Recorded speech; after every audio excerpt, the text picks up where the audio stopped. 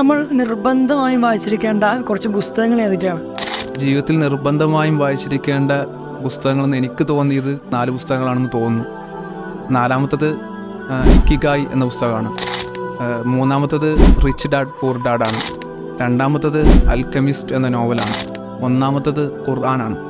ഈ ഖുർആൻ എന്ന് 1-മത്തെ ഞാൻ തിരഞ്ഞെടുക്കാൻ കാരണം അതൊരു മതഗ്രന്ഥമായതുകൊണ്ടല്ല, വളരെ നല്ല പുസ്തകമായതുകൊണ്ടാണ്. അത് എല്ലാവർക്കും വായിക്കാൻ പറ്റിയ പുസ്തകം കൂടി ആയതുകൊണ്ടാണ്. കാരണം ഖുർആൻ തന്നെ അങ്ങനെ അവകാശപ്പെടുന്നില്ല, ഇതൊരു മുസ്ലിം പുസ്തകമാണ്, മതഗ്രന്ഥമാണെന്ന് ഖുർആൻ പോലും അവകാശപ്പെടുന്നില്ല. ഹുദല്ലിന്നാസ് എന്നാണ് ഖുർആൻ പോലും പരിചയപ്പെടുന്നത്.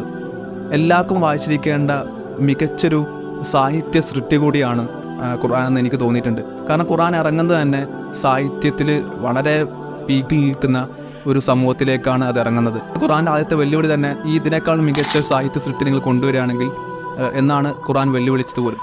അപ്പോൾ ഖുർആൻ മികച്ചൊരു സാഹിത്യ